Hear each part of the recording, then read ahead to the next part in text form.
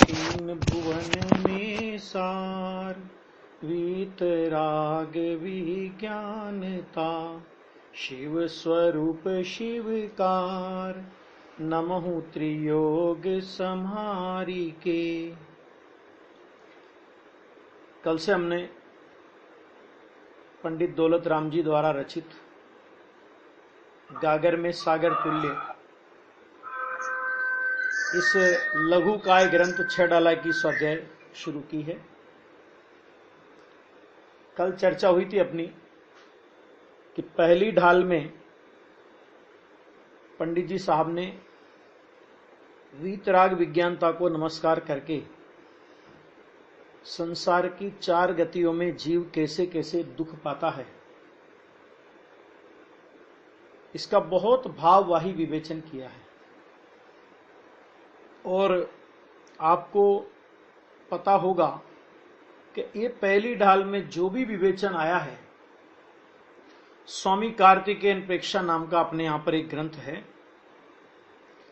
उसकी संसार भावना के अंतर्गत 4 गति के दुखों का हूबहू चित्रण जैसा 6 डाला में है वैसा का वैसा चित्रण वहां पर अपने को उपलब्ध होता है। यह वास्तव में हम सबकी परिभ्रमण की कहानी है कि अपने आत्म स्वभाव को भूल करके हमने किस किस प्रकार 4 गति के चक्कर लगाए, अनेक प्रकार के दुख भोगे, और जो भगवान आत्मा अनंत ज्ञान, अनंत दर्शन, अनंत सुख और अनंत वीर रूप स्वभाव से परिपूर्ण है और पर्याय में भी इस रूप परिपूर्ण होने की योग्यता रखता है, ऐसे आत्म स्वभाव की विराधना के फलस्वरूप हमने इसे 4 गति का मेहमान बनाया। कल ये चर्चा हुई थी अपनी कि इस जीव ने मोह रूपी महामद अनादिकाल से पिया हुआ है। ये चर्चा चली थी। ताही सुनो भवी मन थिर आन, जो चाहो अपनो कल्याण। ये बात कहने के बाद यहां तक तो उन्होंने प्रेरणा दी। अब उसके बाद उन्होंने मोह महामद पियो, मोह रूपी महामद, मद का मतलब क्या होता है? मदिरा। जिस तरह कोई आदमी मदिरा पीता है तो उसे किसी प्रकार का विवेक नहीं रहता, वो विवेक शून्य हो जाता है। इसी तरह इस मिथ्यात्व की मदिरा को पिए हुए जीव को स्व पर का विवेक नहीं रहता। कौन स्व है, कौन पर है, कौन भाव मेरे लिए हितकारी है, कौन भाव मेरे लिए अहितकारी है, इसका कोई विवेक नहीं रहता। और ये मदिरापान करने वाला जो सामान्य व्यक्ति है, उसकी मदिरा का नशा तो 2-4-6 घंटे में उतर जाता होगा। दोबारा अलग नशा कर ले, अलग बात है। लेकिन इस मोह रूपी मदिरा का नशा आज तक जीव को उतरा नहीं है। यानी कहने का अर्थ ये कि एक समय के लिए भी अपने स्वरूप की विराधना का जो महापाप है, जिससे बढ़कर दुनिया में कोई पाप नहीं है। जैसे लोक में कहते हैं कि हाथी के पैर में सारे पैर समाहित हो जाते हैं, इसी तरह मिथ्यात्व पाप में सारे जगत के पाप समाहित हो जाते हैं। बल्कि और अपन थोड़ी गहराई में बात करें तो जगत के जितने भी पाप गिने जाते हैं, उन सब पापों का फल अधिकतम 7वें नरक से अधिक नहीं है। 7वें नरक में जीव चला जाए, वहां पर सम्यक दर्शन प्राप्त करने की योग्यता उसकी खत्म नहीं हो जाती है। सम्यक दर्शन की प्राप्ति की योग्यता वहां पर भी बनी रहती है। यानी कहने का मतलब ये कि जगत के पाप जीव को कैसी भी दुर्गति में ले जाएं, लेकिन जीव को सम्यक तो प्राप्त करने की जो योग्यता, जो संगी पंचेंद्री पर्याप्तपना है, उस योग्यता का घात नहीं करते। लेकिन ये मिथ्यात्व ऐसा भयंकर पाप है कि इसका एक समय का तीव्र मिथ्यात्व जीव को निगोद दशा में ले जाकर के पटक देता है, और जहां से फिर अनंत काल के लिए निकलना दुर्लभ हो जाता है। जहां पर सम्यक्त की प्राप्ति की बात तो भूल जाओ कि सम्यक्त की प्राप्ति की योग्यता तो वहां रहती ही नहीं है। अरे सच में तो वहां पर मैं जीव हूं ऐसा भी उसको होश नहीं रहता। तो अपन ये समझ सकते हैं कि जगत के सारे पापों को अपन एक और रखें और एक और मिथ्यात्व का एक समय का पाप रखें।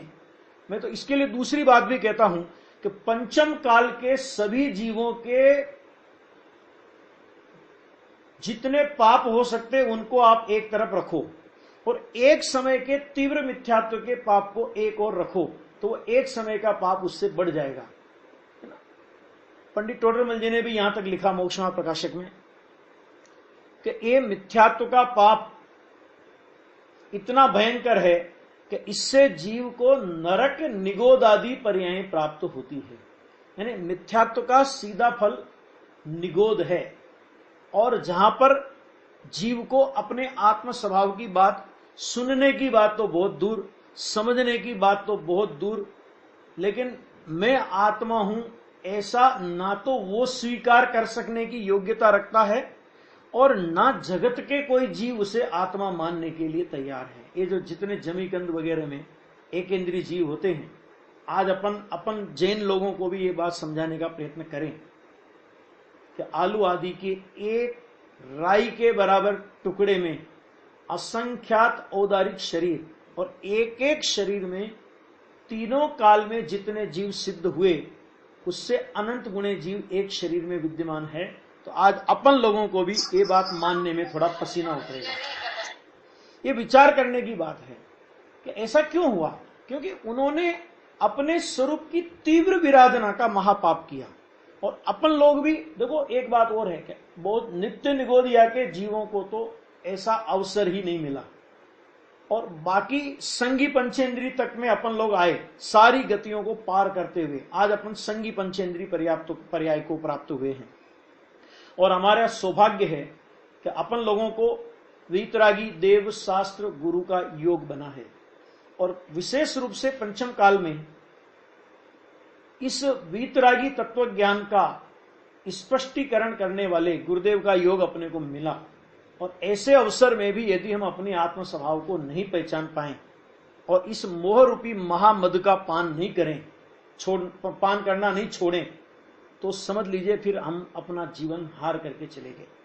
दूसरा एक बात और है कि जीवन में हिंसादि जो पाप होते हैं वो सर्वदा माने अविच्छिन्न धारा से वो पाप कभी नहीं होते। किसी भी जीव को तीव्र से तीव्र कसाई जीव हो, तीव्र से तीव्र पापी जीव हो, तो भी उसको वो पाप की धारा अंतर्मुहूर्त से ज्यादा नहीं चल सकती।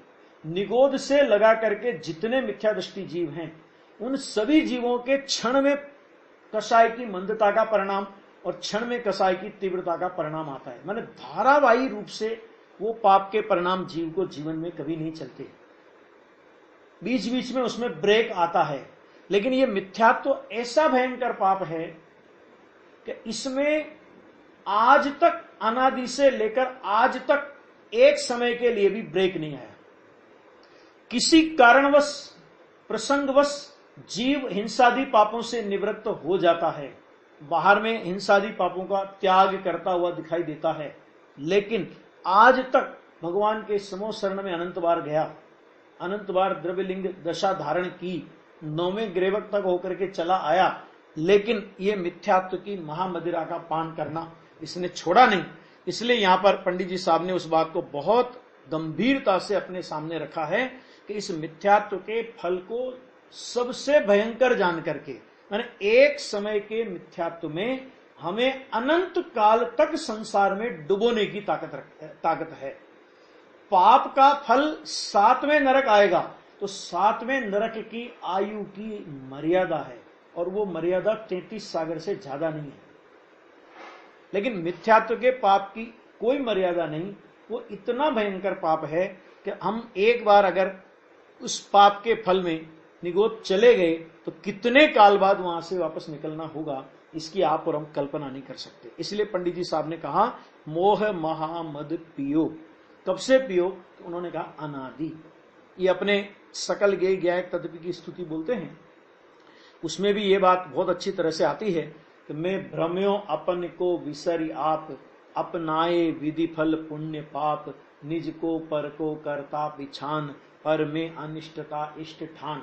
आकुलित भयो अज्ञान ढार, मैं भ्रम्यो अपन को विसरी आप, है ना। और आगे जब मनुष्य गति के दुखों का वर्णन आएगा तो वहां पे लगा आपो लख लीजिए।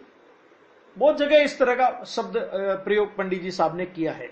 तो अब फिर इसमें क्या कहा, भूल आपको, मैंने मिथ्यात्व को समझे क्या, हम कैसे समझें, तो अपने आप को भूल जाना।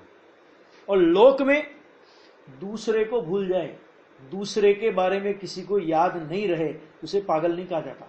लेकिन कोई अपने से पूछे भाई साहब आपका नाम क्या है, भैया मैं तो नाम अपना भूल गया, मैं जरा डायरी में देख करके आपको बताता हूं कि मेरा नाम क्या है, तो दुनिया में उसे पागल कहा जाएगा। दूसरों का नाम हम भूल जाएं, दूसरों का नाम हमें पता नहीं हो, हम उसके लिए अगर हम ये कहें कि मैं डायरी में बताता हूं उनका नंबर क्या है, उनका एड्रेस क्या है, उनका नाम पता क्या है, आपको हमको कोई मूर्ख नहीं कहेगा, कोई अज्ञानी नहीं कहेगा, कोई पागल नहीं कहेगा। लेकिन कोई ये कहे कि नहीं मैं अपना नाम आपको अपनी डायरी में देख के बताता हूं मेरा नाम क्या है, तो दुनिया में ये कहेंगे कि ये पागल है। तो इसी तरह यहां पर जिनवाणी कहती है कि भूल आपको, अब इसे क्या कहा जाए वो अपने को समझना पड़ेगा। और जब हम अपने आप को भूले तो अपने आप को भूलने का फल क्या हुआ, तो पंडित जी ने कहा भ्रमतवादी। देखो सम्य दर्शन होने के बाद गति में कटौती हो जाती है, लेकिन मिथ्या दृष्टि के लिए ऐसी कोई गति बताओ कि जिस गति में वो नहीं जाता हो। मिथ्या दृष्टि सभी गतियों का मेहमान बनता है, इसलिए यहां पर पंडित जी ने इस बात को कहा। अब उसके बाद आगे अपनी बात को बढ़ाते हुए उन्होंने ये बात कही कि ये जो बात हम कह रहे हैं, तो इस बात को आप एक विद्वान की बात मान करके, पंडित दौलत राम जी की बात मान करके मत सुनना। ये बात अनंत आचार्यों ने कही है, अनंत संतों ने कही है, अनंत ज्ञानियों ने कही है, और सबसे बड़ी बात कि ये बात तीर्थंकर भगवान की दिव्य ध्वनि में आई हुई बात है। हम दिव्य ध्वनि की परंपरा से जो बात आई उस बात को यहां पर कहेंगे। तो उसके लिए पंडित जी ने ये छंद नंबर 3 लिखा है, इसमें जरा देखिए। तास भ्रमण की है बहु कथा, पे कछु कहूं कही मुनि यथा, काल अनंत निगोद मझार, बीत्यो एक इंद्रिय तन धार। क्या कहा यहां पे कि तास भ्रमण की है बहु कथा, माने उस संसार में, तास माने उस संसार में जीव के परिभ्रमण की कहानी तो बहुत लंबी है। इतनी लंबी है कि सारे समुद्र की तो हम स्याही बनाएं, जितने समुद्र है ना विश्व में, उन सारे समुद्रों की स्याही बनाएं, जितनी वनस्पति है उन सारी वनस्पति की कलम बनाएं, और जितनी पृथ्वी है उस पृथ्वी का पेपर बनाएं, कागज बनाएं, और उस पे जीव के दुखों का वर्णन लिखने का प्रयत्न करें, परिभ्रमण की कहानी लिखने का प्रयत्न करें, तो वो परिभ्रमण की कहानी पूरी होगी नहीं। इतना परिभ्रमण जीव ने किया है ना। जीव को सच में हमें अपने आप पर दया नहीं आती। देखो, तास भ्रमण की है बहु कथा, इतना कह करके पंडित जी को संतोष करना पड़ा कि उस संसार में भरी परिभ्रमण की कहानी तो बहुत लंबी है, परंतु पे कछु कहूं, लेकिन मैं उसमें से सार रूप से थोड़ा सा कहता हूं। भी थोड़ा सा क्यों कहते हो? तो देखो, समझदार होगा तो थोड़े में समझ जाएगा, और समझदार नहीं होगा तो तुम उसे कितना ही समझाने का प्रयत्न करो वो नहीं समझेगा। तो यहां पे कहते हैं कि हम थोड़ी सी बात करेंगे, और वो भी कैसी कहेंगे? तो उन्होंने कहा कही मुनि यथा, जैसी हमारी मुनिराजों ने, जैसी हमारे पूर्वाचार्यों ने अपने बड़े बड़े ग्रंथों में वर्णन किया, उन ग्रंथों का सार लेकर के हम ये संसार के परिभ्रमण की कहानी कहेंगे। ये परिभ्रमण की कहानी क्यों कहेंगे? कि जीव को डराने के लिए। यह वास्तविकता है, ये अपने को विचार करना पड़ेगा। बहुत से लोग ये बोल देते हैं कि किसने देखे नरक स्वर्ग, ये सब फालतू की बातें हैं, ये सब लोगों को डराने के लिए इन लोगों ने सब इस तरह की कपोल कल्पित बातें गढ़ ली है। कि भाई साहब, जिनवाणी पर हमें इतना भरोसा नहीं हो, क्योंकि उन ज्ञानियों को हमसे कुछ लेना देना नहीं था। कल कहा था ना कि वो मुनिराजों ने जो कहानी कही, मुनिराजों ने, ज्ञानी धर्मात्माओं ने, सर्वज्ञों ने अपनी दिव्य ध्वनि में जो हितकारी शिक्षा कही, तो उन्होंने हमारे ऊपर करुणा करके कही है, हमें डराने के लिए नहीं कही। लेकिन हमें दोबारा ऐसे दुखों में नहीं पड़ना पड़े, हम दोबारा ऐसे चक्र जाल में नहीं फंस जाएं और संसार परिभ्रमण में फिर से थपेड़े नहीं खाएं। मैंने ऐसा नहीं हो कि जिस मनुष्य भव में अपन लोग आए और जिस मनुष्य भव में आकर आज अपन अपनी आत्मा का हित करने के योग्य अपन लोग हुए, तो ऐसा नहीं हो कि ये मनुष्य भव का काल बीत जाए और अपन लोग यहां से कोरे के कोरे चले जाएं। वर्तमान परिस्थिति के संदर्भ में यदि अपन विचार करें तो आज पूरी दुनिया मौत के साए में जी रही है। इस समय सब व्यापार धंधे बंद, सब तरह से निवृत्ति है। अब इस निवृत्ति के काल का हम पूरा उपयोग अपने आत्महित के लिए करें। क्यों? क्योंकि जो परिस्थिति बनने वाली है वो हमसे रुकने वाली नहीं है। हमारी बात तो छोड़ो, इंद्र, अहमिंद्र और जिनेंद्र भी उस परिस्थिति में कोई परिवर्तन करने में समर्थ नहीं है। हाँ, ये बात अलग है कि हम उस परिस्थिति से अप्रभावित होकर जो अपने को एक ये निवृत्ति का समय मिल गया है ना, वैसे तो अपन लोग निवृत्ति ले नहीं पाते थे इतनी, लेकिन इस वर्तमान परिस्थिति में जो अपने को निवृत्ति का एक काल मिला है, ऐसा समय अपने को मिला है, तो इस समय में अपन लोग अपनी आत्मा को भव समुद्र में डुबोने से बचा लें। ये अपने लिए एक बहुत बड़ी बात है और अगर हम ये कर पाते हैं तो ये हमारे जीवन की एक बहुत बड़ी उपलब्धि होगी। अब यहां पे देखो, अब इतनी बात कहने के बाद अब उन्होंने ये चर्चा प्रारंभ की कि काल अनंत निगोद मझार बीत्यो एकेंद्रिय तन धार। कौन सा तन? का एकेंद्रिय तन। एक इंद्रिय मतलब मात्र स्पर्शन इंद्रिय उस जीव को होती है, उसके अलावा दूसरी कोई इंद्रिय नहीं होती है। और ऐसा काल अनंत निगोद मझार, काल अनंत ने इस जीव का परिभ्रमण का जितना काल है, उस परिभ्रमण के काल में से अनंत काल तो इसका निगोद में बीता है। क्यों निगोद में बीता है? आप कहोगे कैसे निगोद में बीता है? कि ऐसे निगोद में बीता है कि त्रस पर्याय की स्थिति कितनी है? कि त्रस पर्याय की स्थिति तो 2000 सागर की है। जब भी ये जब भी त्रस पर्याय के लिए निकला है, जब भी त्रस पर्याय की प्राप्ति के उसमें निकला है, तो वो कहां से निकला है? कि एक निगोद से निकला है। तो एक 2000 सागर कुछ अधिक त्रस पर्याय की प्राप्ति का काल। जरूरी नहीं कि 2000 सागर की त्रस पर्याय मिली है तो उतने काल ये त्रस पर्याय में रहेगा ही। यदि तीव्र मिथ्यात्व का सेवन किया तो यह भी हो सकता है कि 2000 सागर से पहले ही वापस निगोद में पहुंच जाए। लेकिन अगर हम मान भी लें कि 2000 सागर पूरा करता भी है और अपनी आत्मा को नहीं समझता, तो फिर जब निगोद में जाएगा वापस, या जब निगोद से निकला था, अब जाने की बात क्यों करें अपन, कि निगोद से जब निकला था त्रस पर्याय की प्राप्ति के लिए, जब ये निगोद से निकला था तो कितने काल तक निगोद में रह करके वहां से निकला था? कि अनंत काल। अनंत काल के सामने 2000 सागर की त्रस पर्याय। फिर इसमें नहीं समझा तो फिर अनंत काल निगोद और वापस निकला तो 2000 सागर की त्रस पर्याय। फिर अनंत काल निगोद और फिर निकला तो 2000 सागर की अधिक त्रस पर्याय। अधिकतम माने, जरूरी नहीं कि 2000 सागर के लिए निकला ही हो। और ये तो उन जीवों की बात है जो निकले हैं।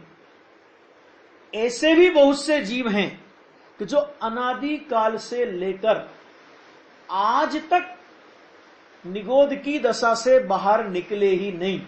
और भाई ऐसे अनंत जीव हैं जो कभी भी निगोद की उस दशा से बाहर निकलने वाले भी नहीं हैं।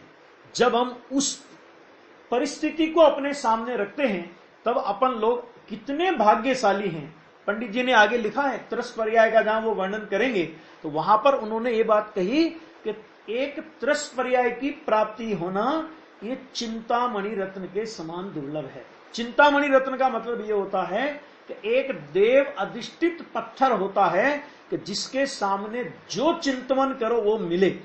तो इसी तरह ये अपने को त्रस पर्याय की जो प्राप्ति हुई कि यदि इस त्रस पर्याय की प्राप्ति में यदि हम स्वरूप की साधना करें तो हमें मोक्ष जैसा ऐसा अनमोल रत्न उपलब्ध हो सकता है कि जिसके उपलब्ध होने के बाद अन्य किसी की रंच मात्र आवश्यकता नहीं रहती। जब हम उन जीवों को साथ में रख करके अपने को विचार करते हैं तो अनंत काल निगोद में बीता, उसका मैंने आपको न्याय दिया कि 2000 सागर की त्रस पर्याय प्लस अनंत काल निगोद, फिर 2000 सागर की त्रस पर्याय, फिर उसके बाद अनंत काल निगोद, फिर 2000 सागर की त्रस पर्याय और अनंत काल निगोद। ऐसे ऐसे अगर अपन विचार करें तो जो निकले हुए जीव हैं उनका भी अनंत काल निगोद में बीता है। इसलिए पंडित जी साहब ने यहां पे लिखा कि काल अनंत निगोद मझार बीत्यो एक इंद्रिय तन धार। एक इंद्रिय शरीर को धारण करके ये जीव अनंत काल तक निगोद में रहा,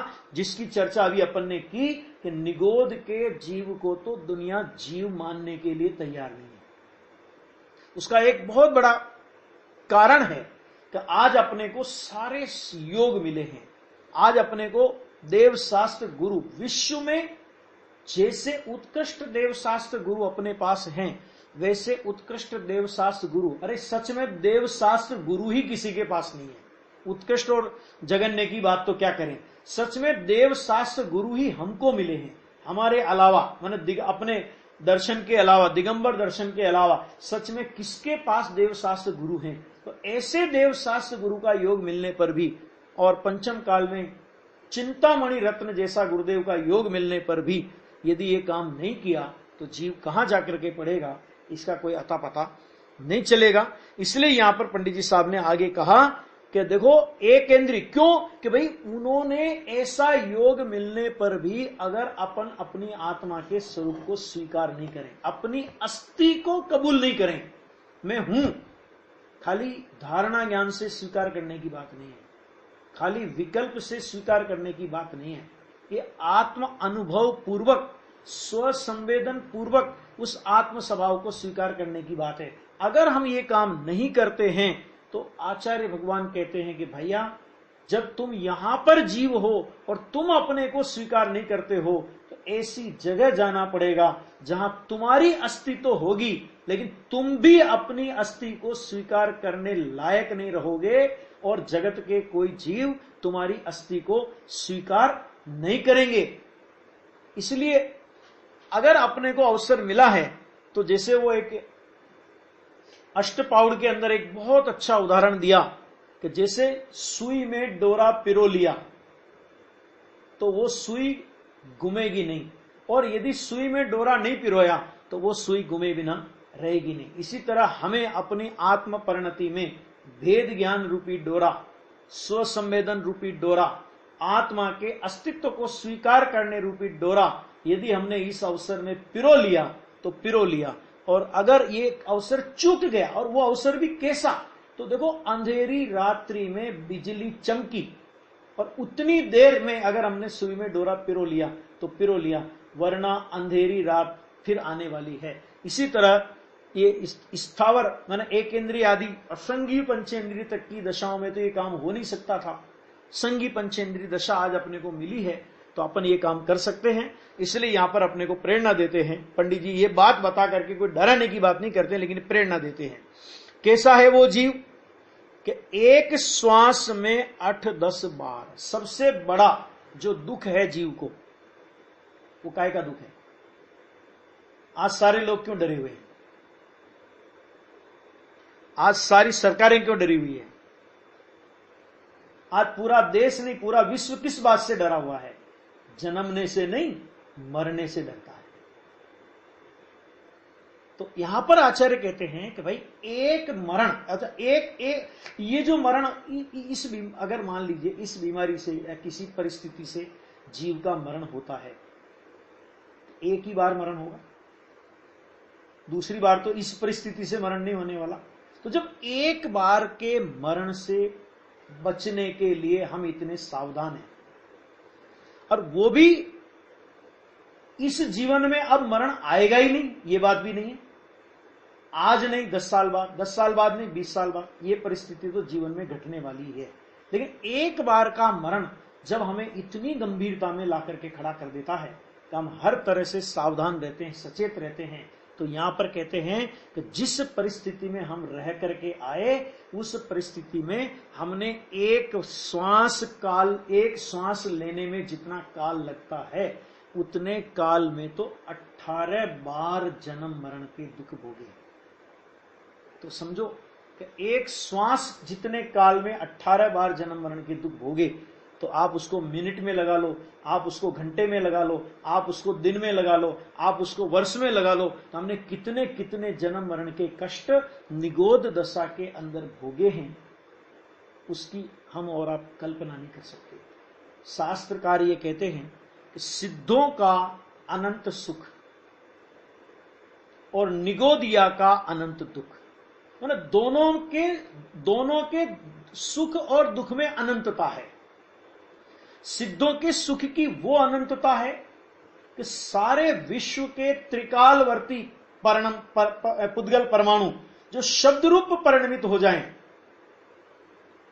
उन संख्या को उस अनंत संख्या को अनंत से अनंत बार गुणा करने पर जो राशि आती है, वे सारे पुद्गल परमाणु मिलकर के सिद्ध भगवान के एक समय के सुख का वर्णन करना चाहें तो उसके अनंतवें भाग का वर्णन नहीं कर सकते। ये सिद्ध चक्र विधान में है। तो जो जिस तरह की बात सिद्ध चक्र विधान में सिद्ध भगवान के एक समय के आनंद के वर्णन के संबंध में कही, उसी बात को हम निगोदिया के दुख के संबंध में लगा सकते हैं। इतना इतना दुख भोगा है कि जिसकी हम और आप विचार करें जरा सा तो रोंगटे खड़े होते हैं। तो यहां पे कहा एक श्वास में 8-10 बार जन्म्यो मर्यो, जन्म्यो मर्यो, बस यही चलता रहा, जन्मा मरा जन्मा मरा जन्मा मरा। बहुत से लोग बोलते हैं ना, अपन जब कहते हैं कि भैया स्वाध्याय करा करो, मंदिर आया करो, सत्संग किया करो, तो बहुत से लोग बोलते हैं भाई साहब क्या बात कर रहे हो, मरने की फुर्सत नहीं है। जिनवानी कहती तेरे परिणाम हमें ऐसा ही बताते हैं कि सच में तेरे को मरने की फुर्सत जहां नहीं मिले ऐसी जगह जाने की तैयारी है। क्यों? क्योंकि भावना के अनुसार भवन होता है। जैसी हमारी मति होगी वैसी हमारी गति हो जाएगी। हम बड़े उमंग से ये बात कह देते हैं, हमें तो मरने की फुर्सत नहीं है ना, कि भाई साहब मरण आएगा तो हमारी फुर्सत देख करके नहीं आएगा, आज संडे है भाई साहब कोई काम तो नहीं अपन चलें, ऐसा फुर्सत देख करके वो मरण आने वाला नहीं है। वो जिस समय आने वाला है उस समय आएगा। तो उस परिस्थिति को कोई बदल नहीं सकता। तो हम जो ये बोलते हैं ऐसे ऐसी परिस्थितियां हम भोग करके आए और उसके बाद भी अपन उन परिस्थितियों से कुछ सीख ना लें, अपनी आत्मा के हित का कुछ प्रयोजन ना साधें, तो इससे बड़े अभाग्य की महिमा क्या हो सकती है। पंडित टोडरमल जी का वो दृष्टांत अपन याद करें। दरिद्री को अवलोकन मात्र चिंतामणि की प्राप्ति हो, कोड़ी को अमृतपान करावे और वो न करे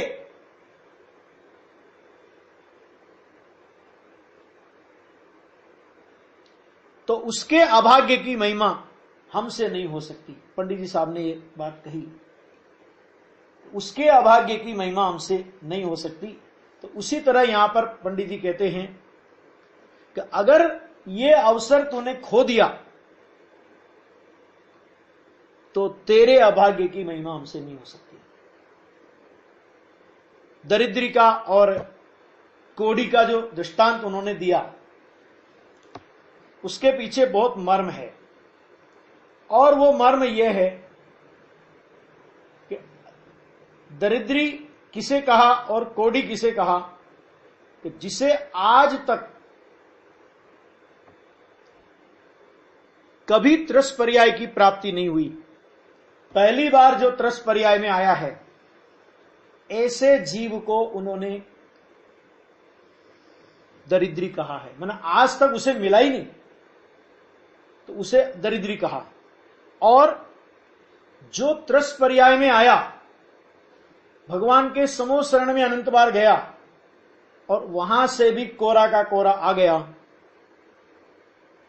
मैं जानता हूं, मुझे आता है, मैंने इतने व्रत नियम संयम अंगीकार किए हैं, मैंने बौद्ध धर्म किए हैं, मैंने मंदिर बनाए हैं, मैंने यात्राएं की है, मैंने दया दान व्रत संयम पूजा वगैरह की है, इत्यादि इत्यादि अनेक अनेक प्रकार से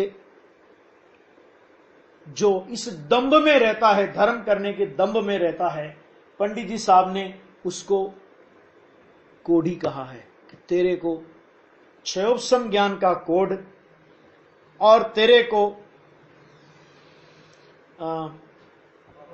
कसाई की मंदता का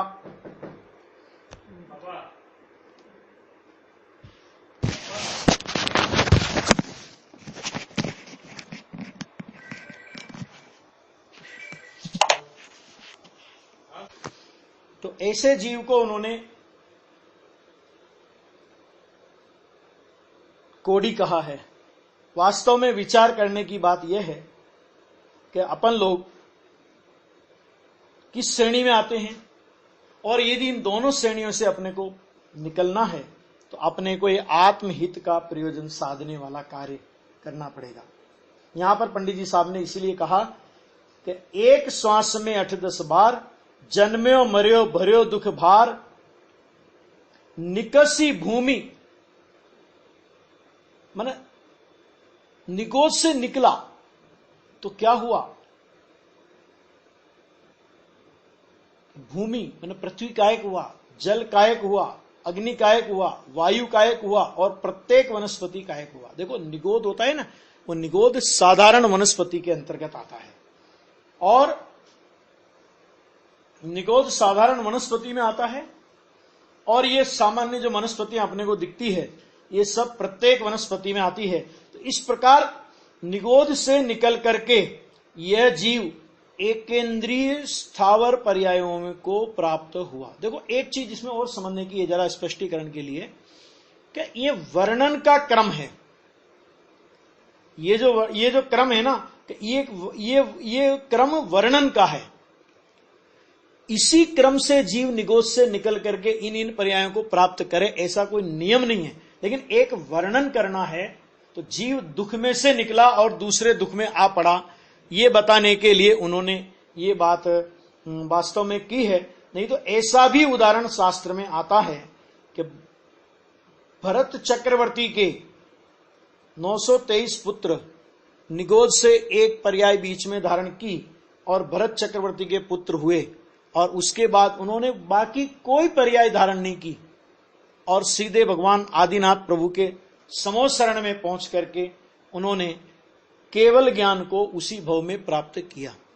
ऐसे भी जीव हुए हैं, लेकिन जब दुखों का वर्णन करना चाह रहे हैं, जब दुखों का वर्णन करने जा रहे हैं, तो बहुभाग जीवों के साथ में क्या परिस्थिति बनती है, किस तरह जीव संसार परिभ्रमण में गोते लगाता है, उस परिस्थिति के आधार पर यह सारी बात यहां पर बताई जाती है। ये यहां पर पंडित जी ने इसी उद्देश्य से यह वर्णन किया कि निकसी माने निगोद से निकला, तो निकल करके ये पंच स्थावर कायों में भी इस जीव ने जन्म लिया। तो यहां तक जो यात्रा रही जीव की, चाहे वो नित्य निगोद में रहा और वहां से निकल करके स्थावर आदि की पर्याय प्राप्त की, स्थावर की पर्याय प्राप्त की, तब तक वह एकेंद्रीय पर्याय के अंदर रहा है।